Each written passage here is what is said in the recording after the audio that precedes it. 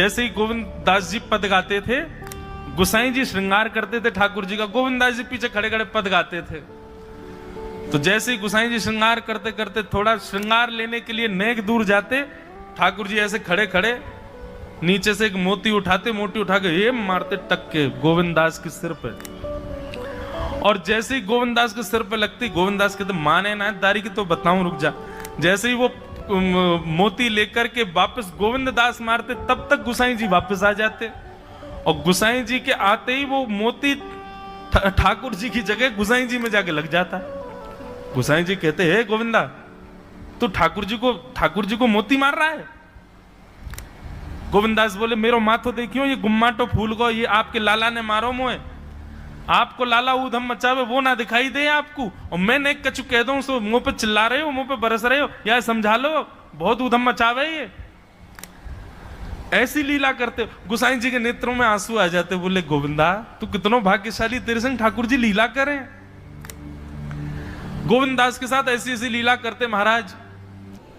तो दोपहर के समय जैसे मंदिर बंद होते, ठाकुर जी महाराज फेंटा कस के आ जाते, ए गोविंदा चल खेलवे चल रहे हैं। ठाकुर जी गोविंद दास के संग खेलने जाते।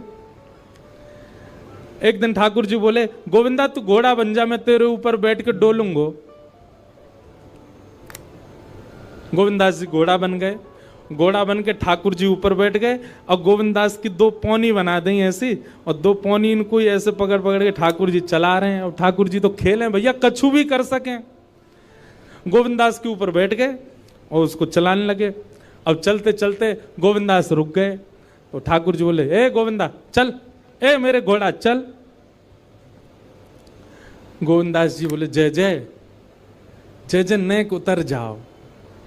ठाकुर जी बोले काय को? गोविंद दास जी बोले लघु शंका लगी है, नेक मुझे जानो है, नेक उतर जाओ। ठाकुर जी बोले ऐसी बात कर रहे हो गोविंदा हैं? कोई घुड़सवार घोड़ा पे बैठ के घूमे और घोड़ा को लघु शंका आवे तो वो का यूं के ओ भैया नेक उतर जा, मैं लघु शंका करके आऊं, फिर बैठियो मेरे ऊपर। गोविंद दास जी बोले तो कहा आज्ञा? बोले आज्ञा वो ये जो कह रहा हूं, जैसे घोड़ा बिना आज्ञा लिए अपने व्यक्ति को ऊपर बैठा के सब काम कर ले, वैसे तू कर ले। तो गोविंद दास जी ऐसे घोड़ा बन करके चल रहे हैं, ठाकुर जी ऊपर बैठे हैं और सब कर आए काम। अब इतने में ही कोई व्यक्ति वहां से जा रहा था।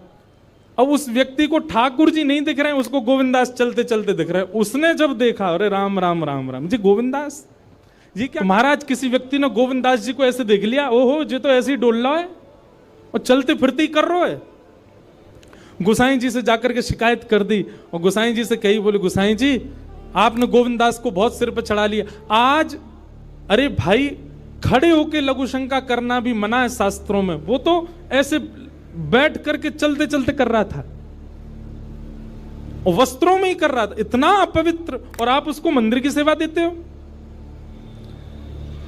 गोसाई जी को सुन करके अच्छा नहीं लगा। शाम को स्नान आदि करके दूसरे वस्त्र पहन करके गोविंद दास आए।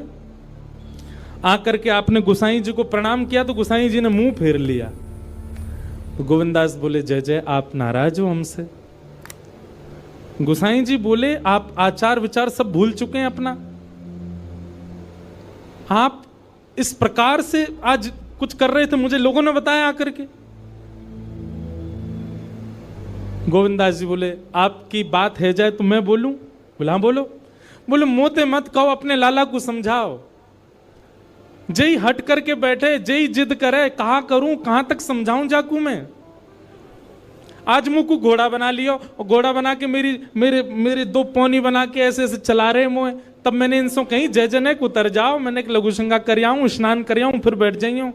तो मुझे बोले घोड़ा कभी आज्ञा ले, तू तो मेरा घोड़ा है, ऐसी कर ले।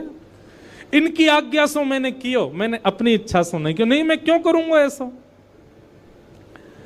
गोविंद दास जी की बात सुनकर के गोसाई विठलनाथ जी इतने भावुक हो गए, इतने भावुक हो गए। उस दिन गोसाई जी ने नियम बना दिया, सबको बोल दिया, बोले सुनो आज के बाद गोविंद दास कुछ भी करे इसकी शिकायत हमसे मत करना। क्यों? गोविंद दास अपनी इच्छा से कुछ नहीं करता, जय जय कराते हैं उससे, ठाकुर जी कराते हैं उससे। एक बार ठाकुर जी गोविंद दास से बोले ए गोविंदा। बोले हाँ, मेरो दाल बाटी खावे को मन हेरो है, तो दाल बाटी चूरमा। ठाकुर जी बोले ए गोविंदा, ऐसे ही बोलते थे, बोले मोए दाल बाटी खानी है। गोविंदास बोले 56 भोग बनते हैं रसोई में, अपरस में मुंह पे पट्टी बांध करके महाराज रसोईया बनाता है। अपरस में यमुना जी का जल आता है वहां से, वृंदावन से, उसके जल में सुंदर प्रसादी बनती है। इतने सुंदर शुद्ध भोजन को छोड़ के यूं कह रहे दाल बाटी खानी है। ठीक है, मैं आज बोल दूंगा रसोई घर में बनवा देता हूं। बोले ना, रसोई की ना खानी तो। बोले तेरी कदम खंडी में आऊंगा। गोविंदास जी जहां बैठ करके भजन चिंतन करते थे, मंदिर से थोड़ा दूर था, सुंदर वन था गिरिराज जी में। बोले मां आऊंगो और वहीं पे तू कंडा, वही गोबरी कंडा में बना, और कंडा में बना के तैयार कर, मैं आऊंगा वहीं खाऊंगा। गोविंदास जी बोले यहां सब लोग आपको मंदिर में पूजने आते हैं, आप यहाँ पे भगवान हो, ऐसे कहीं खाने पीने आओ। बोले कोई को पता थोड़ी चलेगी, मैं आ जाऊंगा, तू चिंता मत करे, तू सुन तैयारी कर ले, आज मैं तेरे यहां आके प्रसाद पाऊंगा। गोविंदास जी चुपचाप मंदिर से भाग गए, किसी को बताया नहीं। किसी को पता थोड़ी कि ठाकुर जी ऐसे बाहर भी चले जाते हैं, सबको लगे अंदर ही रहते हैं ये। गोविंदास जी दौड़ करके गए, बढ़िया कंडा में बढ़िया उपले उपले लगा करके महाराज बाटी बनाई, दाल चढ़ा दी, सुंदर। ठाकुर जी आएंगे पाने। एक पंथ दो काज, ठाकुर जी को दो लीलाएं एक साथ करनी थी। एक तो गोविंद दास के संग सुख लेना है, और एक झाड़ू लगाने वाला गिरिराज जी की तलेटी में झाड़ू लगाता था, उसको मंदिर में प्रवेश नहीं करने देते थे लोग। तो वो बेचारा बाहर खड़ा खड़ा ही दर्शनार्थियों से पूछता था कि ठाकुर जी दिख कैसे रहे, मुझे ये बता दो। दर्शनार्थी आकर के बताते थे नीली ठाकुर जी ने बाघा पहना है, गले में मोतियों की माला है, मकराकृत कुंडल है, ऐसा टिपारा ठाकुर जी के सिर पर रखा है, और ऐसा ठाकुर जी का श्रृंगार है। तो वो बाहर खड़ा खड़ा नेत्र बंद करके सुन सुन करके ही अपने चित्त में एक झांकी बना लेता था, और मन में सोचता था ऐसे दिख रहे होंगे ठाकुर जी। पर रोज प्रार्थना करता था, नाथ मुझे लगता है इस जन्म में तो आप मुझे कभी नहीं दिखोगे, भगवान इस जन्म में तो मैं आपके योग्य नहीं हूं, पर मेरे पर बस इतनी कृपा कर दो कि अगला जन्म मुझे दीजिएगा, तो कुछ नहीं तो चेंटी बना देना, तो चेंटी बन करके मैं आपके 56 भोग में ही आ जाऊंगा, भीतर आके आपका दर्शन कर लूंगा, लेकिन मुझ पर अनुग्रह कर देना। ठाकुर जी उसके इस भाव से इतने रीझ गए। गोविंद दास को बोला था कि दाल बाटी खाने आएंगे, अब मंदिर बंद करके सब तो चले गए वहां से, सब लोग भोजनालय में भोजन प्रसाद पाने लगे। ठाकुर जी मंदिर से निकले अचक करके बाहर, गिरिराज पर्वत के ऊपर विराजते थे। जैसे ही बाहर निकल करके आए तो गिरिराज पर्वत के नीचे ही वही झाड़ू लगाने वाला उन नेत्रों से आंसू बह रहे थे, ठाकुर जी का चिंतन कर रहा था। आज ठाकुर जी ऐसे दिख रहे हैं, सिर पर चांदी का मुकुट पहना है, ठाकुर जी ने आज गुलाब का इत्र लगाया है, ठाकुर जी के ऐसे ऐसे मकराकृत ठाकुर जी के कटाक्ष, वो सब चिंतन कर रहा था। ठाकुर जी नीचे उतर करके जाने लगे, इतने में ही ठाकुर जी ने लीला करी और जोर जोर से ठाकुर जी चिल्लाने लगे, अरे जल्दी ते आइयो, देखियो मेरे पाम में कांटो लग गयो, अरे जल्दी ते कोई आओ या कांटे को निकारो, मुझको तो बहुत दर्द है रो है, अरे भैया जल्दी आओ जल्दी आओ। अब ये स्वर जैसे ही सुना उस झाड़ू लगाने वाले ने, उसके नेत्र खुल गए। उसने देखा, बोले कि ये स्वर कहां से आ रहा है। उसने जैसे ही नेत्र उठा करके ऊपर देखा, तियों की माला पहनी है, मकराकृत कुंडल पहना है, चांदी का मुकुट चमक रहा है मस्तिष्क पर, ठाकुर जी के केश घुंघराले लहरा रहे हैं, और ठाकुर जी अपनो एक पाम हाथ में पकड़ करके और एक पैर पर लंगड़ी जैसे खेलते हैं, ऐसे ठाकुर जी कूद रहे हैं यहां से वहां। नीचे से झाड़ू लगाने वाले लिखे, अरे ऐसा पुरुष तो मैंने जीवन में कभी नहीं देखा, ये कैसा पुरुष है। नीचे से ही ठाकुर जी को देखने लगा। अब स्वरूप उसको पता था, तो उसने कही ये जरूर ठाकुर जी होंगे, वहीं से प्रणाम करें। ठाकुर जी बोले प्रणाम कर रहा हूं, दारी के जल्दी ऊपर आ, कांटो लगो मेरे पाम में, या को निकार। बोलने लगा, बोले मैं ऊपर नहीं आ सकता, गुसाई जी मारेंगे, सब लोग डांटेंगे मुझे। अरे नहीं गुसाई जी ऐसा कुछ ना कहें, ये सब तो बाहर के लोगों ने नियम बना दिए, मैं तो सबसे मिलूं, तू आजा जल्दी ऊपर।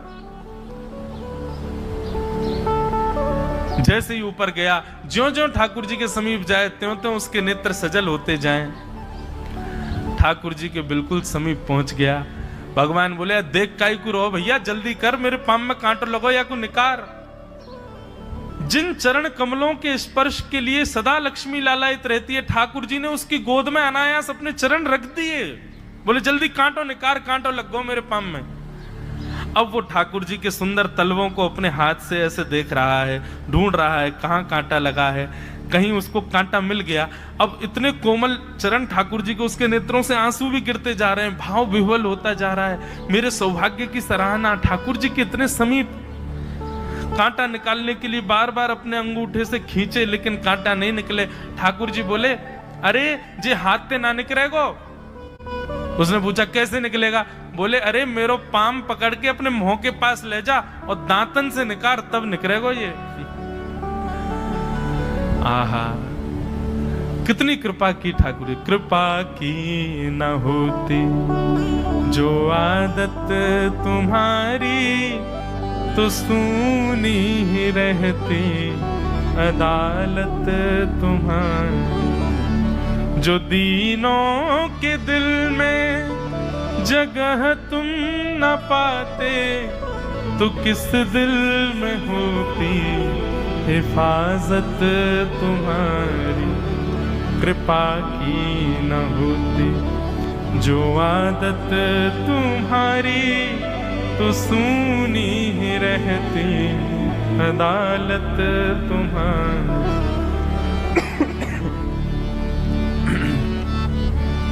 कितनी कृपा। उसने कांटा निकाला मुख से। ठाकुर जी बोले अब चल, मुंह से चलो ना जा रहा। गोविंद दास ने अपनी कदम खंडी में दाल बाटी बनाई है, मुंह ले चल वहां पे। बोला कैसे लेके चलूं? बोले तेरे कंधान पे बैठ जाऊंगा मैं। और ठाकुर जी ने अपने दोनों पांव ऐसे लटका लिए उसके यहाँ पे, और सिर पकड़ करके उसके ऊपर ही बैठ गए। बोले चल ले चल मुंह को। वो तो महाराज बेहोशी सी हो रही है, उसको विश्वास ही नहीं हो रहा ठाकुर जी मेरे संग इतनी बड़ी लीला कर रहे हैं। गोविंद दास की कदम खंडी में पहुंचने से पहले उस बालक ने ठाकुर जी के, ठाकुर जी गोविंद दास जी मुझे बहुत मारेंगे, अगर उनको पता चल गई मैंने आपको छू लिया है तो मुझे बहुत डांटेंगे। आप एक काम करो, अब यहाँ से आप पैदल चले जाओ, मैं यहीं खड़ा हूं। ठाकुर जी बोले यहीं खड़ो रही हो, तेरे काजी दाल बाटी लेके आऊंगा मैं। ठाकुर जी पहुंच गए गोविंद दास के पास। आहा, जो ठाकुर जी अचल दिखते हैं सबको मंदिर में, वो सचल दिखते हैं गोविंद दास को। कितनी बड़ी कृपा। गोविंद दास के यहाँ ठाकुर जी पहुंच गए, और पहुंच करके ठाकुर जी बोले चल गोविंदा जल्दी खवा, मुझको तो बहुत जोर की भूख लगी है। गोविंद दास बोले हाँ हाँ बिराजो।